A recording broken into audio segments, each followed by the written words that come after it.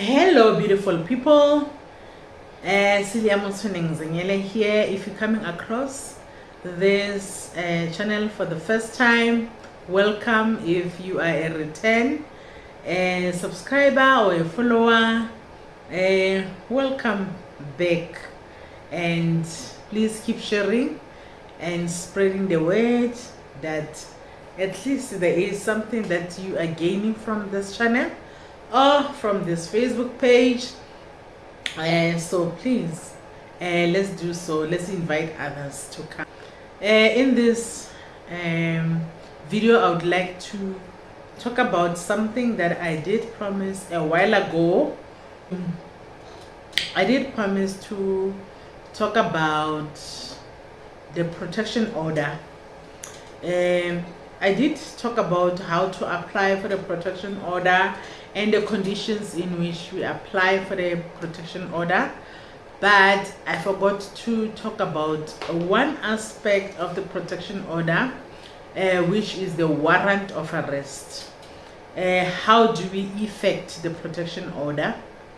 Because there was a time when protection orders were served with warrant of arrest automatically, but these days, unfortunately, that is not happening anymore. The reason is people abused that. You know, we always have got those people that will abuse things most time. Yeah, so because of those people that abused that feature, it had to be halted. And now these days there are two kinds of protection orders and harassment orders. Let us differentiate between protection orders and harassment orders. A protection order is given between people who've got a relationship.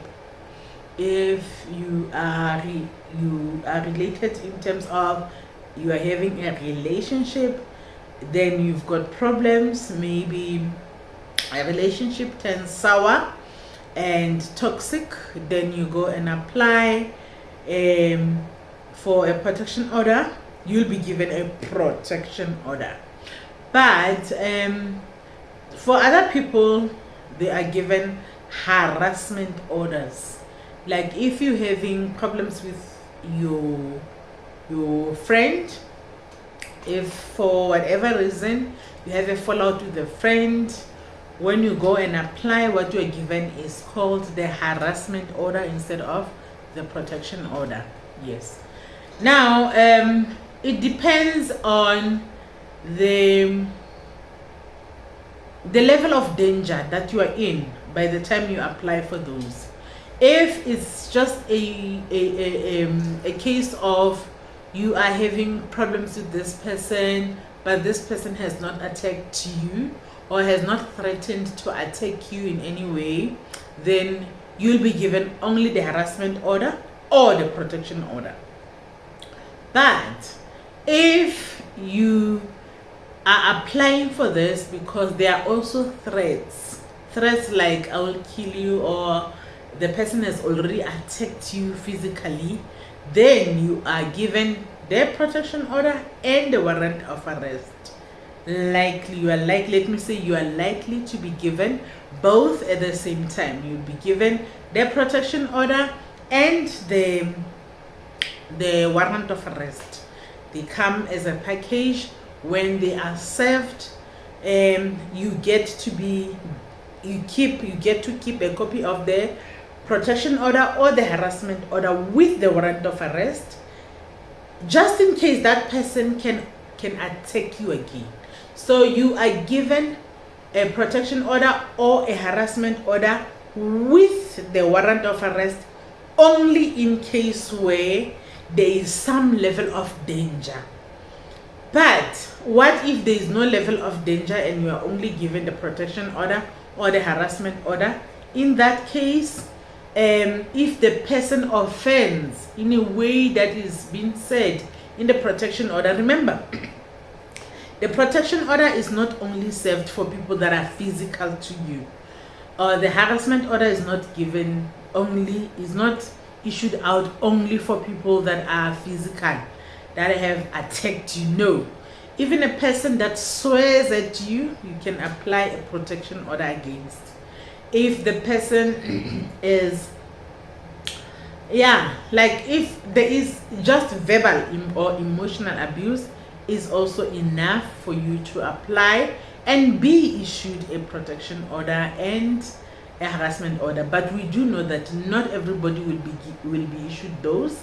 The classic case that can show you that not everybody is granted granted.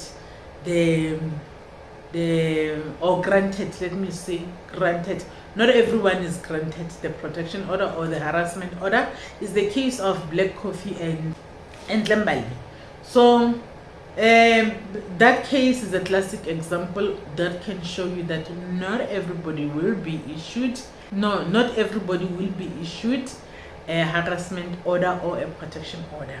But when you apply, you do know that the procedure is that you go and apply and you are given what is called the interim order. For the interim, just as you applied, you'll be given something that will protect you during that time. But you'll also be given a date on which both parties will appear in front of the magistrate. Then you get to talk about the issues that make you fear for your life, or that make you seek the intervention of the court in terms of your protection against emotional abuse or physical abuse. Now, upon listening to both sides, then that's when the magistrate decides that, okay, I can issue a permanent order, a permanent harassment order, or a permanent protection order, provided you have satisfied the court in terms of giving reasons that are beyond any reasonable doubt that you really do need that kind of an order or that kind of protection. Then that's when the magistrate will decide to say, okay, fine, you do qualify, the two of you should stay apart, so many meters apart, don't call, don't do what, don't swear, don't do what, don't do what.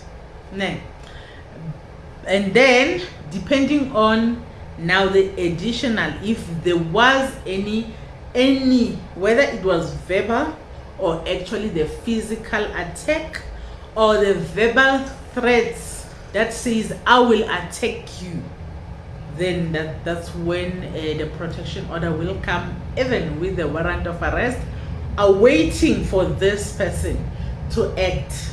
If the person ever does anything, they would be arrested with the protection order, with that warrant of arrest that you'll be having together with the protection order. But if you were not issued the protection order because the magistrate, after listening to both sides, he felt that yes, you do need to stay apart, or you need to still stay together. Remember, we said the protection order is not to keep people apart. Actually, the protection order is even for people that stay together, but it regulates their relationship in terms of a man or a wife can both get harassment or not harassment or protection order that states that the one should not swear at another, they should not emotionally abuse, they should not do this, they should not do that. Even financial abuse, it can also be catered for in the protection order. But the magistrate will decide whether to issue that with the warrant of arrest if there are threats to say I'll kill you, I'll do what, I'll do what, I'll do what. Of which case it is advisable that in that case, if there are threats between a man and a woman, then they need to stay apart, because now there is level of danger. Now I want to come to how to effect the warrant of arrest. When is the warrant of arrest effected? The warrant of arrest is effected immediately in case it was issued with the harassment order or the protection order, it is effected immediately the level of danger happens anytime, whilst the harassment order and the warrant of arrest are now in effect. They get to be effected immediately when they are issued by the magistrate.